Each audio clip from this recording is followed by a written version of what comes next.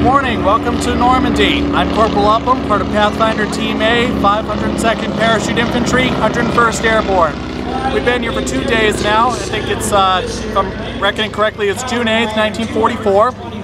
And we're just taking a break here before we make our next push against the crowds. We've been trying to push forward, make a path for the legs. And right now we're sitting in our base camp here. We've got some of our own gear scattered around, and you'll also see a lot of crowd gear that we took off of the German headquarters we knocked over last night. I think it was an SS division. We pushed them right on out of there and took their stuff. So, been asked to tell you guys back home a little bit about stuff we use and what we do. So let's start off with some weapons. It's for the kids. This is our basic infantry rifle. This is an M1 Garand.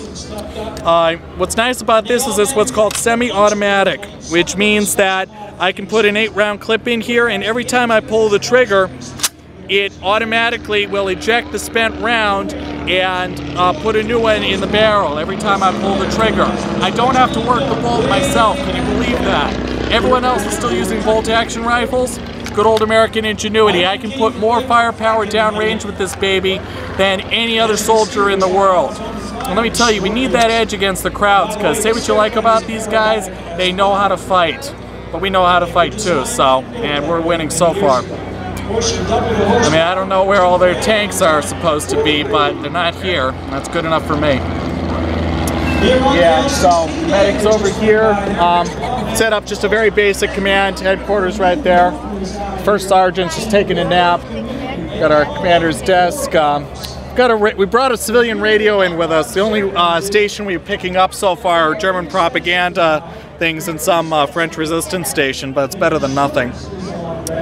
And we got our long-range radio here. Batteries are just about dying on us, but hopefully we can get some fresh ones before it kicks out. This is our link to the artillery people back in the rear. And if this runs out, we're in trouble, because we don't have a lot of heavy equipment going here. And without heavy artillery support, we can get in a lot of trouble real fast. And, I mean, no, my mom will probably wonder if I'm eating all right, and the answer is yes and no, Mom. I'm getting enough to eat, but it's not exactly your home cooking. This is an empty K-ration container. It's the dinner one, supper one.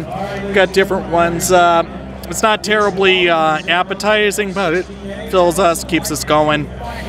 Some French civilians are kind enough to give us some food once in a while. Let me tell you, we're grateful as heck.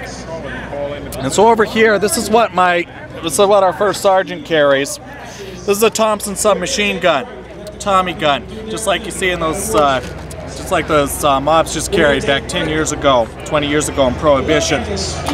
And so this is a submachine gun. It's fully automatic, which means I've got a 30-round magazine in here. When I pull down this trigger, it will keep firing until either the magazine is empty or I let go of the trigger.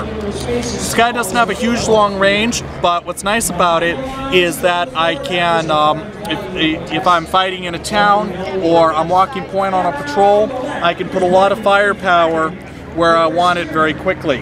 Yeah, this thing has a tendency to kick up and to the right. So what you do is when you're on patrol, you carry it like this. And when you see an enemy, you point it at his right foot.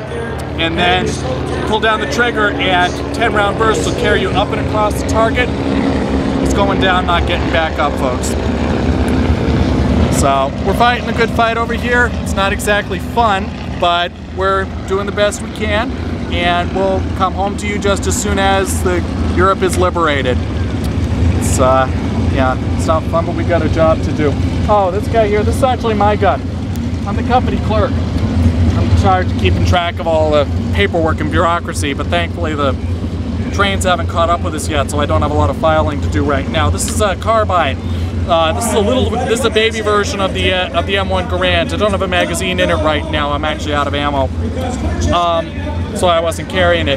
This is a smaller, lighter version of the M1. Fires a smaller round. It's only a 30 caliber. The Garand carries a 30-06. And what's nice about this is, since I have my desk and my typewriter and stuff to carry around, it's nice to have a lighter weapon to carry around if I need it, but I don't have to hump this big baby around.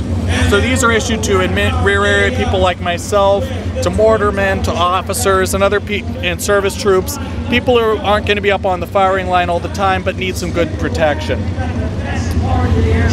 And the scariest thing about fighting the Germans is their artillery. They've got these big 88mm guns that come down, and it's like the end of the world, let me tell you. It's like the 4th of July and the biggest nor'easter you ever seen in your life all put together. The best defense against that is my good old steel helmet right here. Put this on, hunker down in a foxhole, and pray that one doesn't land right on me. Because then artillery comes down. What we're scared about is not so much the shells themselves. There's nothing you can do about that. It's the shrapnel, the fragments that come out from the shells. So if I keep low, hopefully this will prevent anything from going through my head. It's worked so far. And oh, this guy, this is a new submachine gun they just gave us. It seems to be working well so far. See, the Germans have this submachine gun called the MP40 that's made of all metal parts. And we captured a bunch of these in North Africa and stuff, and we said, you know, hey, that's a good idea, making a gun real cheap from all metal stamped parts. And so we gave these to the good old American designers, and they come up with an amazing weapon. They call it the M3. We call it a grease gun because it needs a lot of lubrication to keep it working, but as long as you keep up with that, it works like a charm. Fires that same big bullet as the Thompson, and it's got that same nice performance, but they tell me this guy only costs $1 to make, whereas the Tommy costs 30 bucks. So all your war bonds are going 30 times as far with these guys. So I know you all back home are buying war bonds, right? Better be. We need every bullet we can get out here. So, got some other miscellaneous equipment around. This is a teller mine. It's a little thing I can carry in my backpack or strapped to my leg.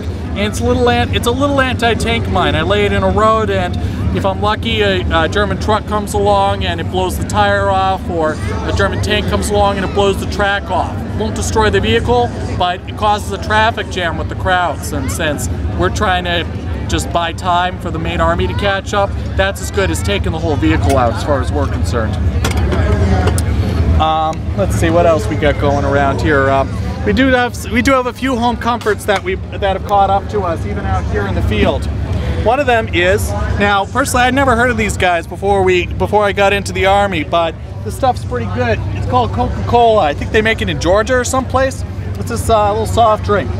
And apparently Coca Cola has some deal with OPA, the Office of Price Administration. What the deal is that Coca Cola will get as much sugar as they want to make their soft drinks, but in return they got to give us as much free cola as we can drink, the army. And let me tell you, the service people give us this stuff by the crate, and we're liking it, you know, because it's nice, it's a taste of home, but you know, we usually prefer beer, but we got to wait till we're off duty for that. This, you don't get drunk. So it's a nice little taste of home. And we also, this isn't regulation, but we brought in a couple of baseball bats and some gloves, because believe it or not, there are some lulls in the fighting here, and it's nothing like a good old-fashioned game of baseball to make you remember you're an American out here in France.